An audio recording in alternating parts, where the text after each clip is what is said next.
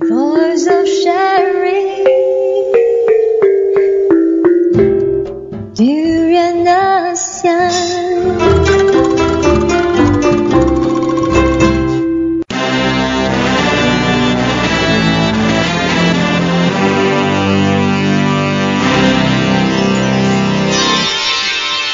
ASEAN Dailies. First and the foremost news from Southeast Asia. Hello and welcome to DurianASEAN. You're with Gowri today, and it's a Thursday morning, and I'm here to bring you a lot of news from Southeast Asia and also from other parts of the world. I hope everyone is having a very, very good morning. If you're on your way to work or if you're already at work, hope you have a good day for the rest of the day. And I will bring you some updates, some important updates. And over here, I have news about a tsunami threat as 7.0 magnitude quake hits Papua New Guinea. And of course, this happened on Tuesday, but the tsunami threat has just been released, and it seems that a quake struck 133 kilometers southwest of the town of Kokopo in the New Britain region at a depth of 63 kilometers, and this is according to the U.S. Geological Survey. And because of that, the Pacific Tsunami Warning Center said hazardous tsunami waves are possible for coast located within 300 kilometers of the earthquake epicenter. And they also say that we do not anticipate a particularly disastrous impact, but it's best to take all the necessary precautions to eliminate the dangers and to reduce the risk of losing lives and other valuables. And we could now also endure a series of aftershocks, but of course it doesn't rule out the potential for a larger earthquake. So hopefully everyone will be careful, stay away from the beaches if you're living along the coastal area, and just look out for the tsunami threat. And coming back to Malaysia, of course, even yesterday we talked about this student from Malaysia who was studying in London, and of course he's been brought back since he was found with 30,000 copies of child pornography material. And there's been a whole debate on whether or not he should be given a second chance. A lot of prominent figures in Malaysia have come forward to give their opinion, and it seems that even people like our Youth and Sports Minister, Khairi Jamaluddin, and Marina Mahathir has spoken against giving him a second chance and saying that it's unacceptable, unfair, and appalling. Of course, the main logic here is that there are a lot of other deserving students in Malaysia who probably need a scholarship and they're not being given one, and therefore, why should this guy be given when he did not know how to appreciate the aid that was given to him, and it was sort of misused for his own importance, and so therefore Mara had actually taken tougher action on students locally, even for far smaller offences, and there was no need for double standards in this case. And of course, that doesn't sound very fair, that they have to be more harsh for smaller offences just because one guy committed one mistake. And it seems there have been also previous cases of those found cheating and playing truant who has been dismissed by Mara, but all these other offences are not as extreme or not as serious as what Nur Fitri did. That's the name of the student who has been brought back. And a student leader who himself was punished for an offense was also irked by Mara's move. So Mara is stepping in here to say that there is no double standard involved, that they have withdrawn their loan before when the student was found playing truant or not quite performing according to the expectations that's been set. But then again, the whole issue here is about pedophilia, which is a serious crime, and a person should therefore serve his punishment, which I think we can all agree. But as for his future, it's probably great to give him a second chance, but maybe not the scholarship that he deserves, because there's been a lot of other students who are also trying to get scholarships, trying to further their studies. And also the law lecturer Asbi Sharom has also asked why was Mara bending over backwards to help Nur Fitri, because it is a very serious crime. He should serve his punishment, and he can definitely continue his studies as well, but not be given the privileges that other students are not entitled to, especially after his actions. And it has also been comments that Nur Fitri, of course, he was found with 30,000 hardcore porn involving children, and he also had a life-sized mannequin of a boy, and a lot of people have also resorted to calling him with so many different names, like a pervert, or he's sick, he's mentally ill. But I think what the main issue here is that yes, he does have some unusual tendencies, and what should be done about this is to get him some the treatment that he requires, and to get him the consultation or the counseling he needs, and probably not continue his studies for a while. And our IGP has also sort of given his word that Nur Fitri will be under the police radar as soon as he returns. And he also said that pedophilia is not that evident yet in Malaysia, but we are always keeping a lookout and monitoring, and we will take action if there are any signs. And I would say that this is quite an ignorant statement by our IGP. Of course, it happens everywhere in every country. It's only whether we realize it or not, or whether the person is found in possession or in action, or when someone makes a report. It's not something that people would go around saying it out loud, something that they're proud of. And he also said that we need to have zero tolerance for pedophilic crime, which I would totally agree. And when it comes to crimes committed, especially one as despicable as this, there should not be any tolerance. So we will take a short break, and when we come back, I will move on to Southeast Asia.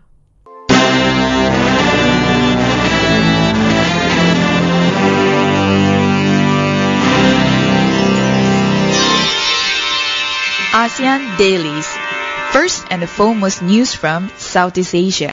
Hello and welcome back to DurianASEAN. You're with Gowri on a Thursday morning, and of course this is the ASEAN Daily, where we bring you news from Southeast Asia and from other parts of the world as well.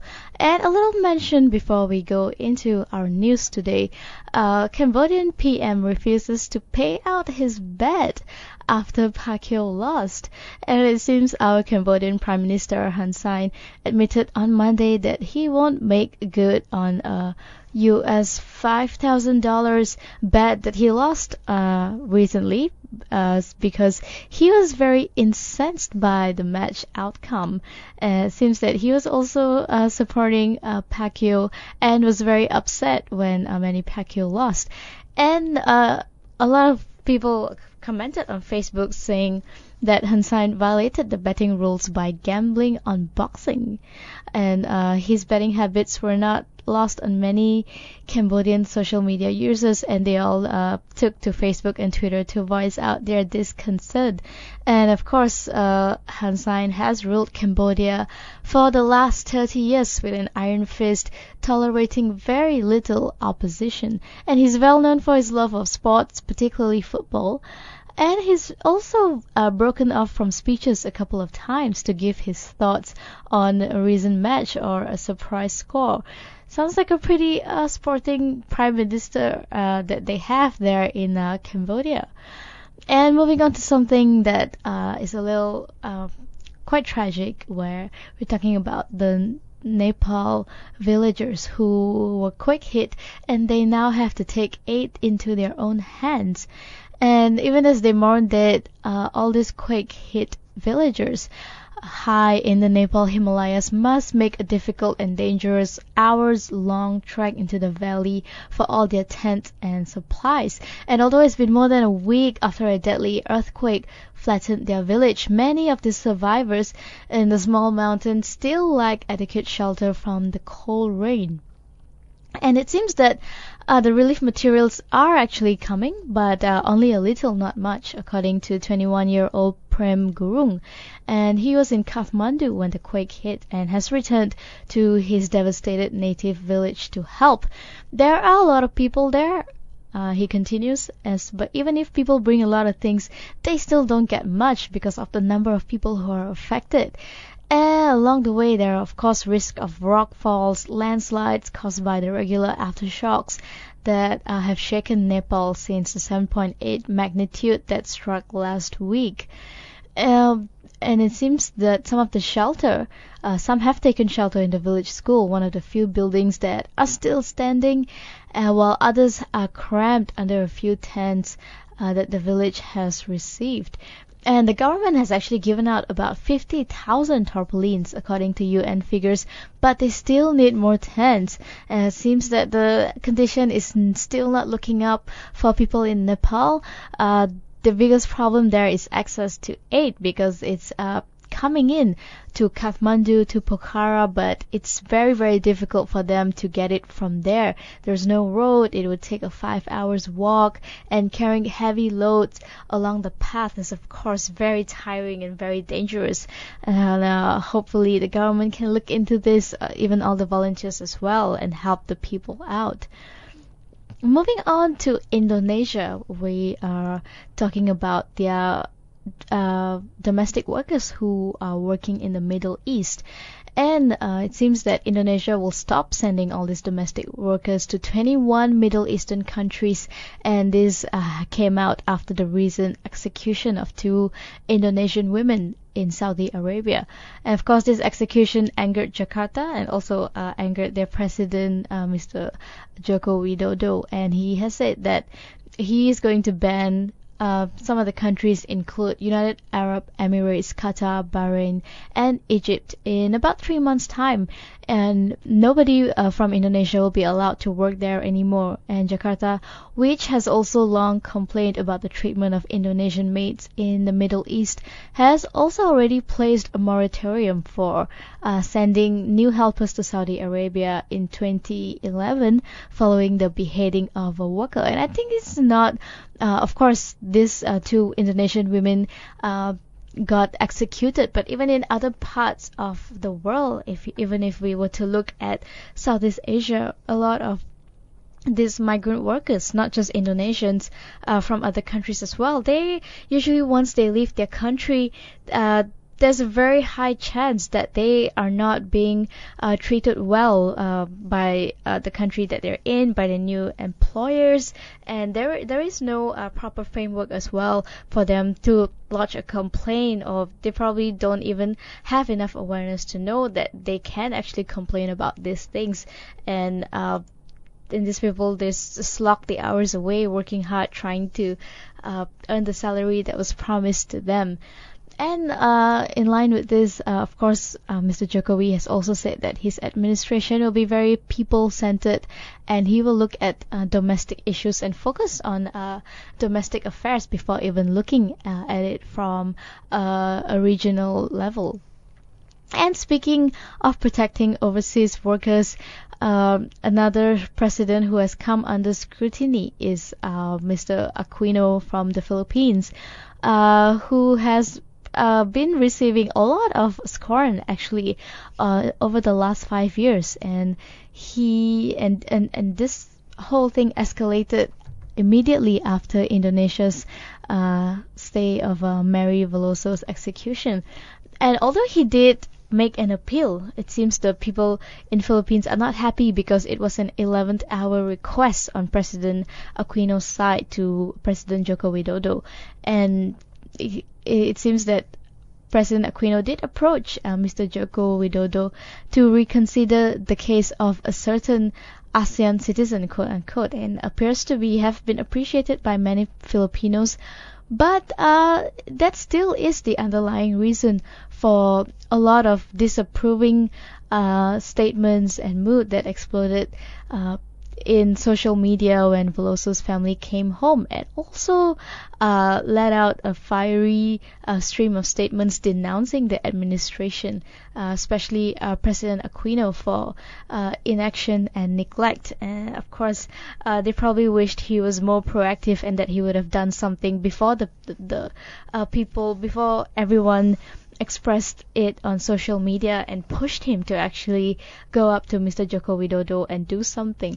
And there's also another complaint on whether or not the overseas Filipino workers are actually being protected, or their safety is being guaranteed, because a lot of them leave the country to go to other parts in Southeast Asia or other parts of the world, and they want to have a proper framework to make sure that the safety of all these people who are working overseas is protected, and they will be safe wherever it is that they are working.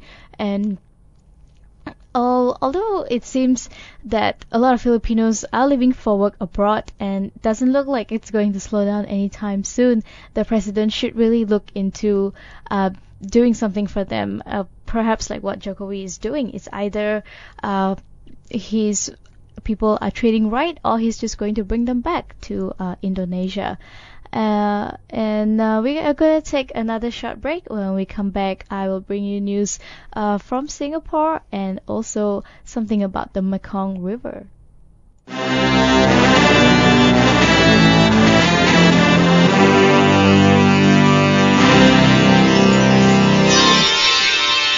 ASEAN Dailies.